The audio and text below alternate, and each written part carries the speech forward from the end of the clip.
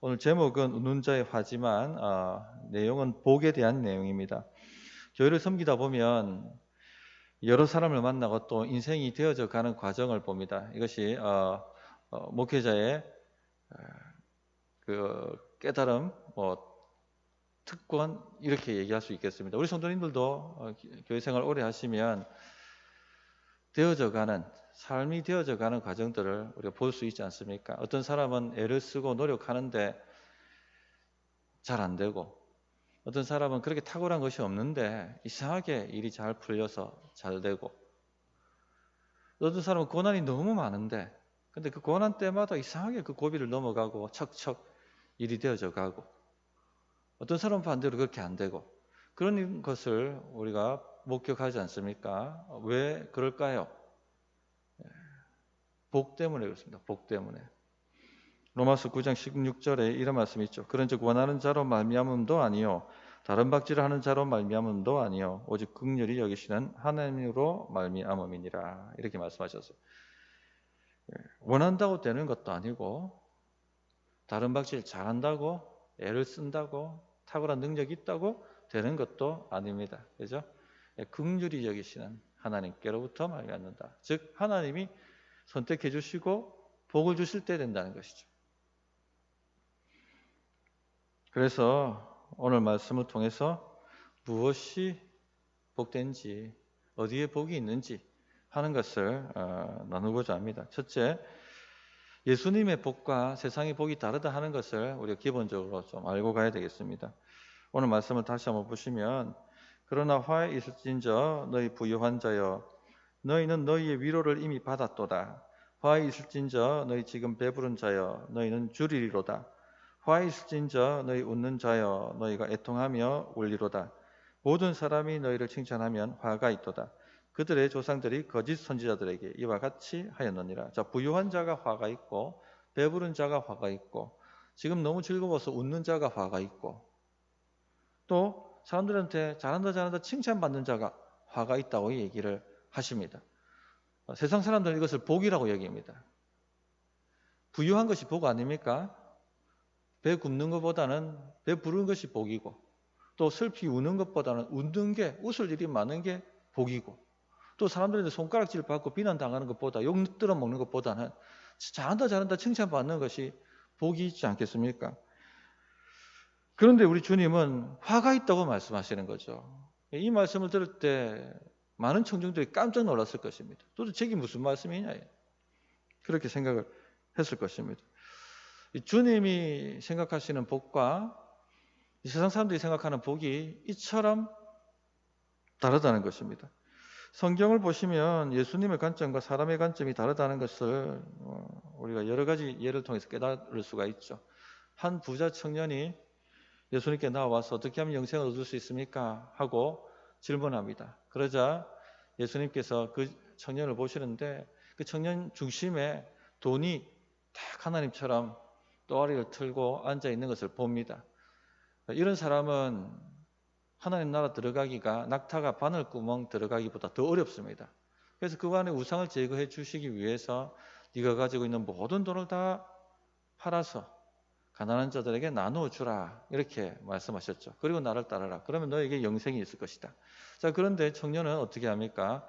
죽을 상을 하고는, 침울한 기색을 하고는 예수님을 떠나버리고 맙니다.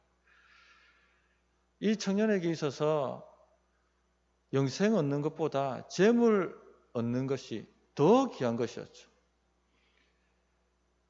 재물을 잃을 바에야 영생을 포기하겠다, 이런 가치관 가지고 살았던 것입니다.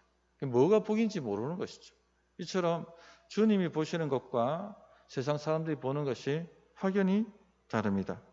한 가지 예를 더 들면, 누가복음 말씀 전하면서 이 부분도 설교를 했습니다만, 예수님의 제자들은 화려한 예루살렘 성전을 보고는, 와, 주님 이 돌들을 보십시오, 이 화려한 장식들을 보십시오, 이 아름다운 헌물들을 보십시오, 그렇게 감탄했습니다. 그 모양이 화려한 것에 복이 있다, 그래 여긴 것이죠. 그런데 주님이 뭐라고 말씀하셨습니까?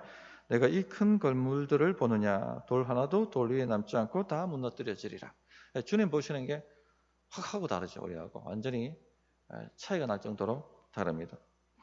왜 사람들이 복이라고 하는 것을 주님은 화라고 말씀하실까요? 그리고 우리는 왜 주님이 화라고 말씀하시는 것을 복이라고 움켜잡으려고 그렇게 다투고 경쟁하며 살아가는 것일까요? 왜 이렇게 관점이 다를까요? 죄가 들어왔기 때문에 그렇습니다. 죄 때문에 우리가 하나님의 관점을 잃어버렸습니다. 하나님의 관점으로 보는 그 시각을 상실해버리고 말았습니다. 그래서 우리는 눈에 보이는 대로 육적인 것에 가치가 있다 생각합니다. 당장 부유한 것, 당장 배부른 것, 당장 웃을 일, 당장 사람들한테 칭찬받는 것, 이런 것에 복이 있다라고 생각을 하는 것이죠. 영원한 것에 마음을 두지 않습니다. 진정 영원한 것이 무엇인가에 대해서 그렇게 깊이 고민하지 않습니다. 바람같이 지나가는 것에 모든 가치를 두고 이것을 얻으려고 달려가고 경쟁하며 애를 쓴다는 것이죠. 우리는 예수님이 복이라고 말씀하시는 것을 복이라고 받아들일 수 있는 관점을 회복해야 합니다. 이렇게 하는 것이 굉장히 중요합니다. 왜냐하면 평생 복이라고 추구했던 것 알고 봤더니 바람을 잡는 것처럼 아무것도 아니었다라고 결판이 난다면 얼마나 허무하겠습니까? 열심히 다다르려고 올라갔는데 올라가 봤더니 전혀 다른 곳이라면 얼마나 그 인생이 억울하겠습니까? 한 번밖에 없는 인생인데. 그래서 우리가 하나님이 복이라고 여기시는 것을 복으로 받아들일 수 있는 관점이 필요합니다.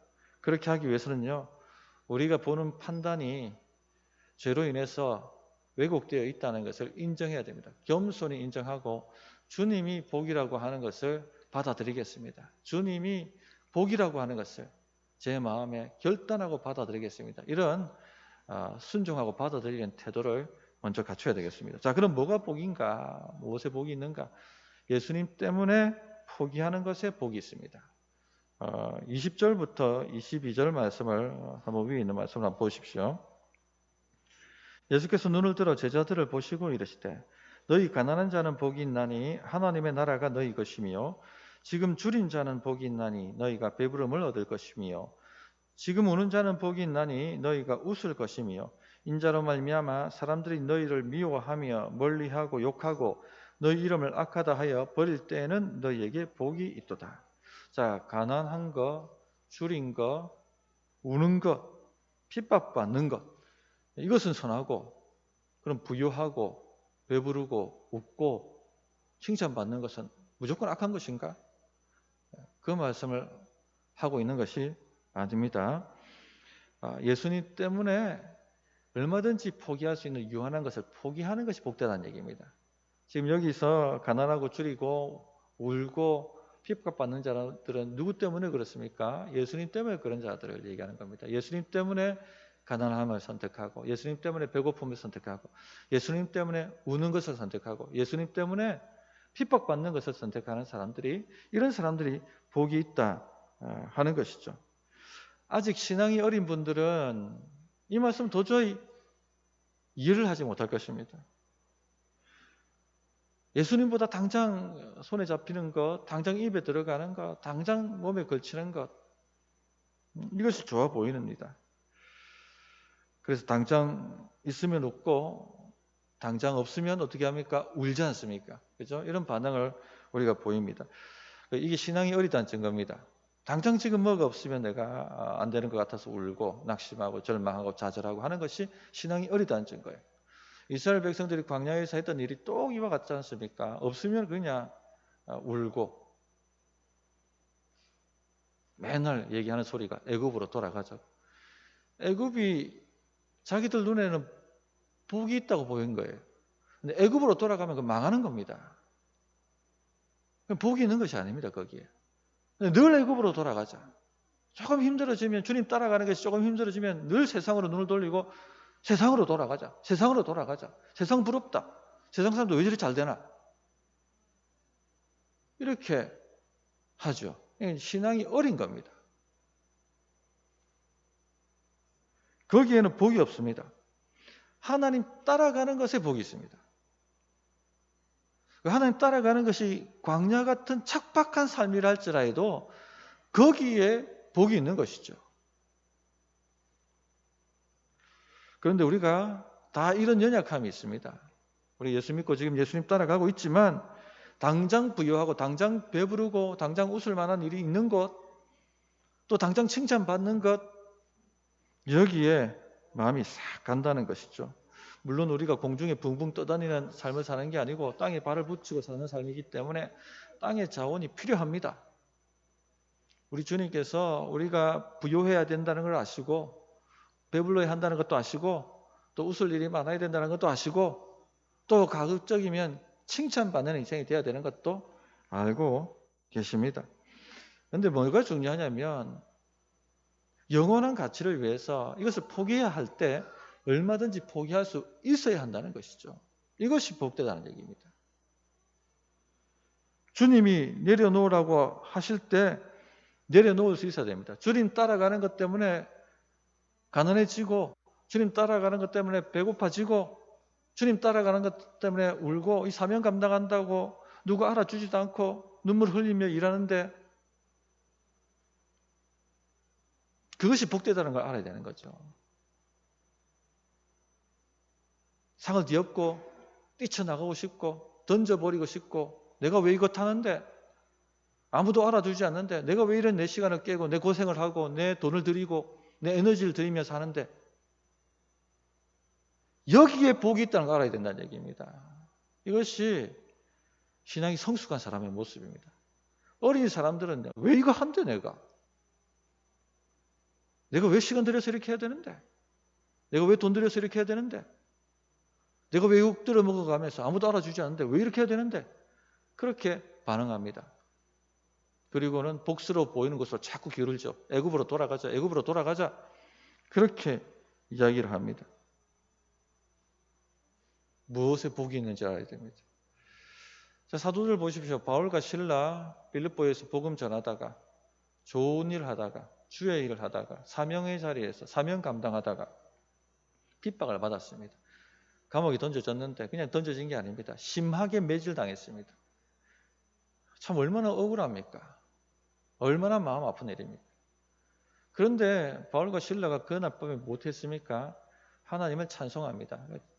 뭐 우울하게 찬송했겠습니까? 박수치며 즐겁게 찬송하지 않았겠습니까? 뭐가 복이 있는지 안다는 거죠. 관점이 완전 다른 것이죠. 사도행전 5장에도 보면 베드로와 야고보, 요한이 산헤드린 공회에 끌려가서 많은 고초를 당하지 않습니까? 그런데 그들이 무엇합니까?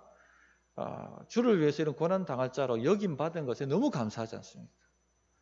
내가 주를 위해서 이런 고난 당할 자로 하나님께서 나를 충성되이 여겨주셨구나.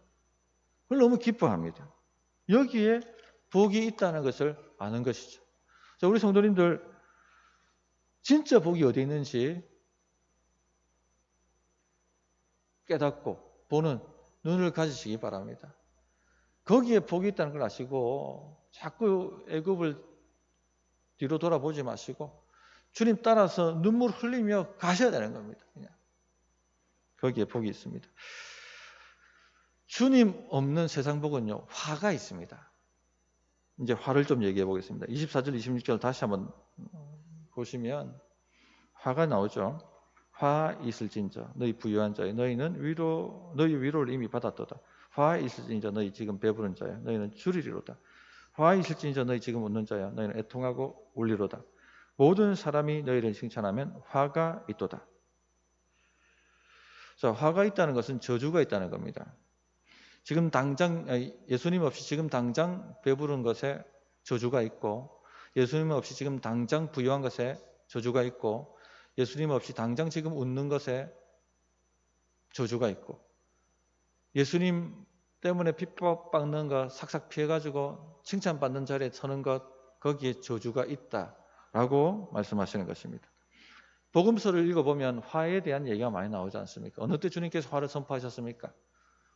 벳세다 사람들을 향해서 화 있을진저 벳세다여라고 말씀하셨죠. 사람들에게 복음을 전하고 여러 표적을 엄청나게 많이 보여주셨음에도 불구하고 이 벳세다 사람들이 주님을 거역합니다. 회개하지 않습니다. 주님을 따라 나서지를 않습니다. 주님은 이런 사람들이 소돔과 고모라 사람들보다 더 부패해서 가망이 없다고 책망하시면서 너희는 소돔과 고모라 땅보다 더 저주받을 것이다. 화가 있도다. 그렇게 선포하셨습니다. 또 대제사장들, 바리새인들, 사두개인들, 율법 교사들을 향해서 화 있을진저 그렇게 선포하셨죠. 그들에게도 많은 기적을 보였지만 전혀 요지부동입니다. 마음이 굳어져 가지고 절대 주님 따라 나서지 않습니다. 오히려 주님을 대적하고 핍박하죠. 이 가망이 없다 여기신 것입니다. 이런 소망 없는 사람을 볼 때 주님은 화를 선포하셨습니다. 너는 저주받은 사람이다. 그렇게 말씀하셨죠. 또 가룟 유다를 향해서도 너는 저주받은 사람이다 하고 화를 선포하셨습니다. 누가복음 22장 22절에 보면 인자는 이미 작정된 대로 가거니와 그를 파는 그 사람에게는 화가 있으리라 이렇게 말씀하셨습니다. 그런데 이렇게 말씀하셨는데 이 화를 이렇게 선포하셨는데 이 화를 세상 욕심에 이끌려서 주님을 포기하고 당장 웃고 당장 배부르고 당장 즐거워하는 사람들에게 이 화를 선포하셨다는 겁니다. 똑같다는 것이죠. 성도님들, 우리는 영원한 것에 눈이 열려야 합니다. 주님 때문에 손해볼 수 있어야 되고 주님 때문에 울 수 있어야 되고 사명 때문에 손해볼 수 있어야 되고 사명 때문에 십자가를 택할 수 있어야 하는 것입니다. 거기에 복이 있습니다. 이런 복을 깨닫는 우리 성도님들이 되셨으면 합니다. 지금 우리 교회 뭐 이곳저곳에서 이제 신년 시작했지만 사명 감당하시는 분들이 있습니다. 참 귀하신 분들이 있어요.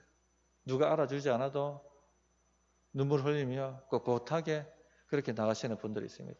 복이 있습니다. 복이 있습니다. 결론을 마가복음 10장 29절 30절 말씀으로 맺으려고 합니다. 예수께서 이르시되 내가 진실로 너희에게 이르노니 나와 복음을 위하여 집이나 형제나 자매나 어머니나 아버지나 자식이나 전토를 벌인 자는 현세에 있어 집과 형제와 자매와 어머니와 자식과 전토를 100배나 받되 박해를 겸하여 받고 내세에 영생을 받지 못할 자가 없느니라. 여기에 복이 있음을 아시기를 부탁드립니다. 우리 찬양하고 기도하도록 하겠습니다.